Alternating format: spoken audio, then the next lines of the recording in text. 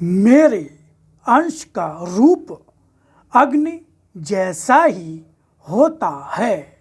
जो मैंने तुम्हें व हर प्राणी के जीवन को संचालित रखने के लिए दिया है, पर इसके द्वारा तो तुम जलाते रहते हो अपनी काम वासना, क्रोध, अहंकार, लोभ और ईर्ष्या द्वेष की अग्नि, जो अधिक से अधिक तीव्र होती है और उसी के द्वारा शरीर स्वयं ही जलने लगता है। सत्य का अर्जन अनेकों जन्मों की साधना के पश्चात ही हो पाता है, क्योंकि सत्य असत्य का तो तुम्हें अंतर भी नहीं मालूम होता, जो अनेकों जन्मों से मुझे पहचानता रहा होता है उसकी और मेरी पहचान हर जन्म के साथ रहते हुए बढ़ती जाती है। गुरुर् ब्रह्मा गुरुर्विष्णु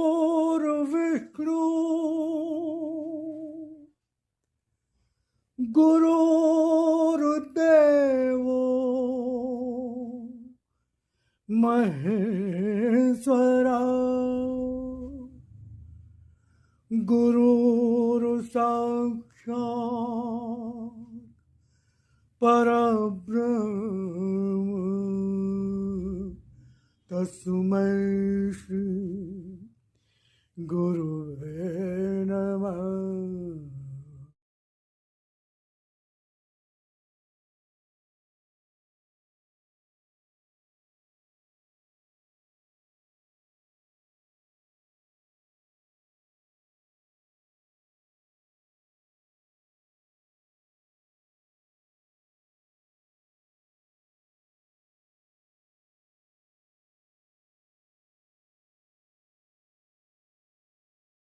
जीवन को अपराधों के बोझ से इतना भारी न बनाओ कि वह दबता हुआ ही शून्य हो जाए।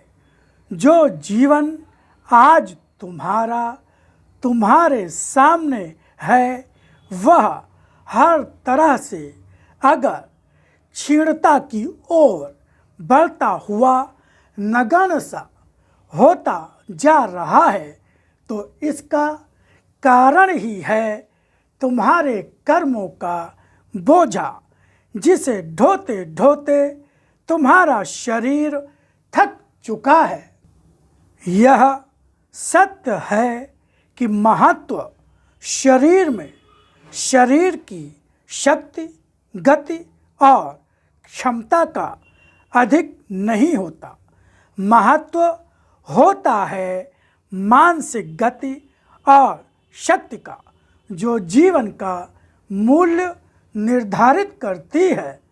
जिसकी मानसिकता में ज्ञान, धर्म, भक्ति और उससे प्रेरित कर्म होते हैं, वह भगवत चेतना का हिस्सा बनता जाता है।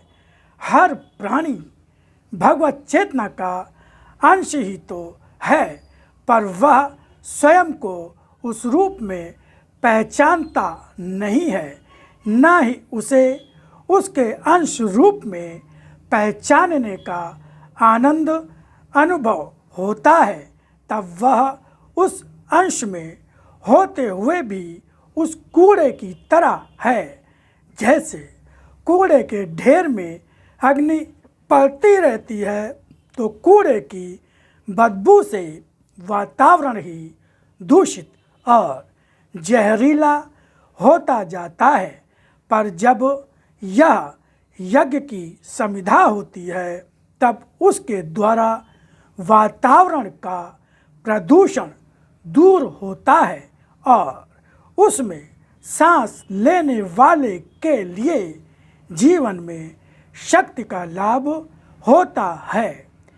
जब यही यज्ञ की अग्नि मेरे स्मरण के साथ प्रज्वलित होती है, तब यह वास्तव में यज्ञ की अग्नि होती है। अन्यथा जब तक इसमें प्रज्वलित करने वाले का मन मेरे स्मरण से बनकर मुझ में अर्पित और केंद्रित नहीं होता, उसे इस यज्ञ का भी कोई लाभ नहीं होता। मेरे अंश का रूप अग्नि जैसा ही होता है, जो मैंने तुम्हें व हर प्राणी के जीवन को संचालित रखने के लिए दिया है, पर इसके द्वारा तो तुम जलाते रहते हो अपनी काम वासना, क्रोध, अहंकार, लोभ और ईर्ष्या, द्वेष की अग्नि, जो अधिक से अधिक तीव्र होती है और उसी के द्वारा शरीर स्वयं ही जलने लगता है। जीवन को उसी रूप में समझो और पहचानो जो मैंने तुम्हें दिया है और तुम्हें आदेश दिया है, वही तुम्हारे जीवन का सत्य बने। जीवन में प्रमाद चाहे अनचाहे भी बढ़ता रहता है, इसलिए प्रमाद को बढ़ने न दो। प्रमादवश जीवन में बहुत से अपराध हो जाते हैं। यह तुम्हारा प्रमाद स्वयं तुम्हारे ही जीवन की हानि करता है।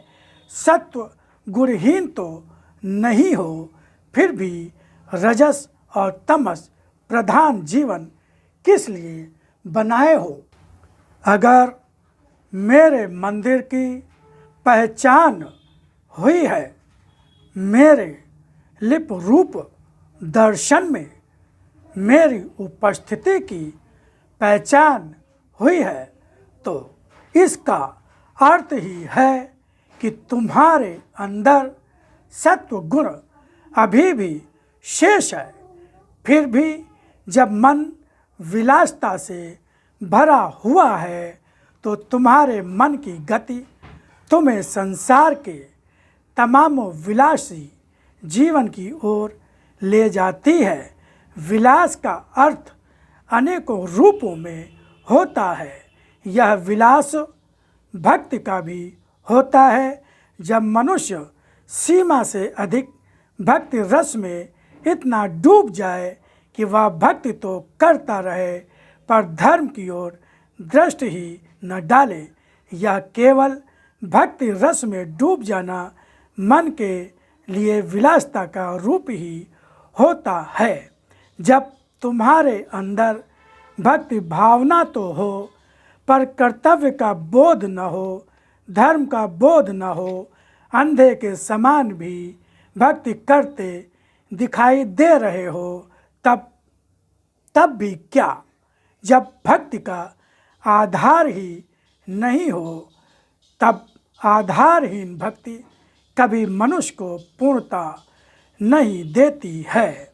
जब वृत्तियाँ अति से अधिक शरीर पर अधिकार करके विषय लोलुप बना दे, अथवा जब मनुष्य धर्म की मर्यादा का खंडन कर दे, तब भी वह विलासी ही होगा। तुम्हें कभी यदि अपने अहंकार और क्रोध का रस पीकर संतुष्टि होती है, तब तुम्हारा मन और बुद्धि इतनी छोटी हो ही नहीं सकती है। आज के संसार में विलासता ही अधिक है। भक्ति भावना इतनी नहीं है कि मनुष्य के मन को विलासी बनने से रोक पाए। तुम्हारा विलास तुम्हें किस ओर ले जा रहा है, यह अभी भी तुम्हें नहीं मालूम। जिस तरह जब मनुष्य को नदी में तैरने या गोता लगाने का शौक हो जाता है, तब वह बिना नदी की स्थिति सोचे ही कभी नदी में तैरता और कभी गोता लगाने का प्रयत्न करता है, पर इस तरह जब स्थिति की ओर बिना ध्यान दिए मनुष्य नदी में गोता लगाता है, तब नदी की लहरों का बहाव संभालना कठिन हो जाता है और जीवन बचाना असंभव हो जाता है।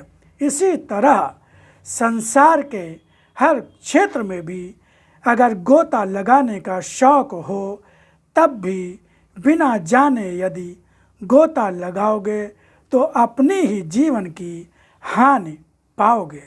सत्य का अर्जन अनेकों जन्मों की साधना के पश्चात ही हो पाता है, क्योंकि सत्य असत्य का तो तुम्हें अंतर भी नहीं मालूम होता।